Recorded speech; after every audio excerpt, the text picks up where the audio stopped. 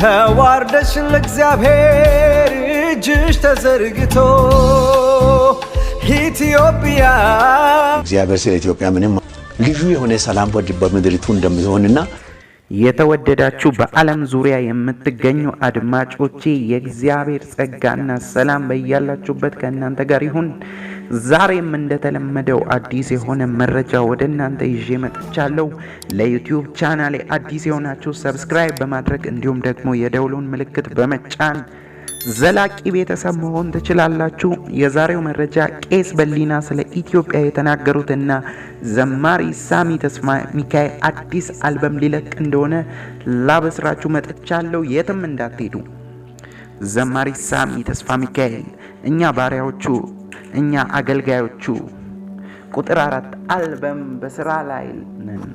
የተወደዳችሁ መቼም ጌታን ማገልገል እድል ነውና እግዚአብሔር በወደደው ደግሞም ባከበረው ሕዝብ ፊት መቆም መታደል ነው፣ በረከትም ነው።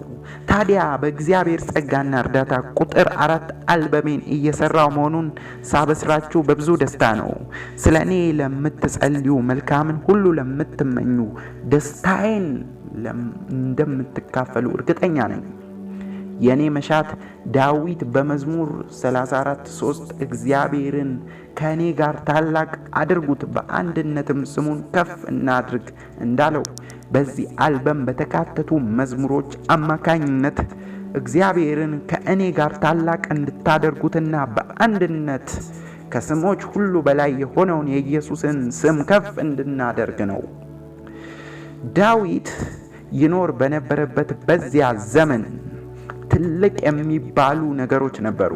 ከነዚያም መካከል አንዱ ጎልያድ ነበር። ነገር ግን ዳዊት በዘመኑ የነበሩ ትልልቅ ነገሮች እንዳነሱበት እንመለከታለን። ለዳዊት ትልቅ እግዚአብሔር ብቻ ነው። ለዚህ ነው እስራኤላውያንና ፍልስጤማውያን ትልቅ ላሉት ጎልያድ ጠጠር ይዞ የሄደው። እግዚአብሔርን ብቻ ትልቅ ስናደርግ ሁሉም ነገር ትንሽ ይሆንብናል።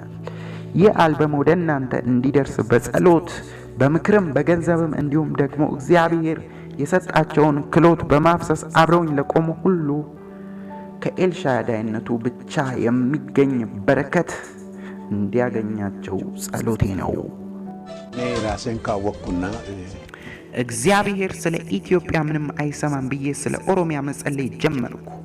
ያንንም ለውጦ በጀርመን ሀገር ሳለው እንደ ኢሮፓውያን አቆጣጠር 2000 ዓመተ ምህረት ላይ ጀርመን ኢማንስበርግ ሚሽን ለአገልግሎት ሄጄ ነበር። ገጠር ሳገለግል ቆይቼ ለ3 ቀን እረፍት ለመውሰድ በአንድ ስፍራ ተገኘው። ልክ 9 ሰዓት እየጸለይኩ ሳለ እግዚአብሔር ቴሌቪዥን የሚመስል ነገር በፊቴ አስቀምጦ በስክሪን ላይ የኢትዮጵያን የድሮ የኃይለ ሥላሴን ካርታ አሳየኝ። በካርታውም ላይ ብዙ ነገር ሲያልፍ ተመለከትኩ። ስለ መንፈሳዊ ነገራችን፣ ስለ ኑሯችን፣ በኢትዮጵያ ላይ ስላለው ውዥንብር እየጸለይኩ ነበርና በኃይለ ሥላሴ በደርግና እስካሁን ባለው ጊዜ ሁሉ ስለነበርኩ ማንም ለሀገሪቱ የሚያስብ ስላልነበረ በዛ ሰዓት ብዙ የተወሳሰቡ ነገሮችን እመለከት ስለነበር ማን ነው ለሕዝቡ የሚያስብ የሚል ጥያቄ በውስጤ ይዤ ለረጅም ዓመታት ተመላልሻለሁ። ነገር ግን አሁን ላይ የተከሰተው በጣም ተስፋ የሚሰጥ ነገር ነው። በዛ ወቅት በፊቴ እንደ ቴሌቪዥን ስክሪን ላይ የታየው የኢትዮጵያ ካርታ ራዕይ መሆኑን ወዲያው ተረዳው። በስክሪኑ ላይ ኢትዮጵያን በ3 ከፍሎ አመጣ። ክፍፍሉ የፖለቲካ አልነበረም።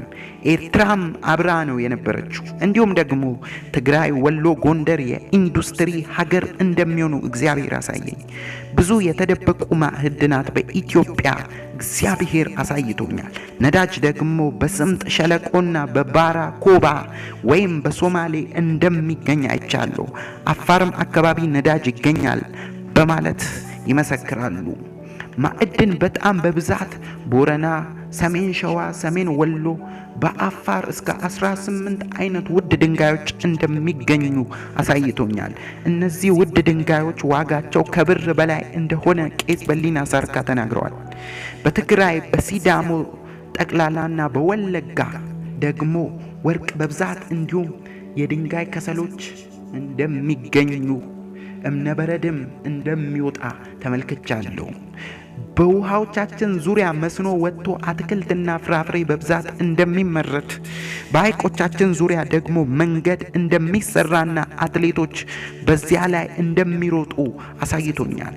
ትልልቅ ሆቴሎች ይሰራሉ፣ ቱሪስቶች በብዛት ወደ ኢትዮጵያ ይመጣሉ በማለት አባታችን ቄስ በሊና ሳርካ ይናገራሉ። ልዩ የሆነ ሰላም በምድሪቱ ላይ ይመጣል። በተለይ ከሀገር ውጭ ያሉ ቱሪስቶች በሀገራችን መጥተው ሴቶቻችንን ያገባሉ በማለት አስቀድመው ሳይሆን በፊት ተናግረው ነበር። ወንዶቻችንም ሴቶቻቸውን ያገባሉ። ዘረኝነት ሁሉ ሲቆም አይቻለው።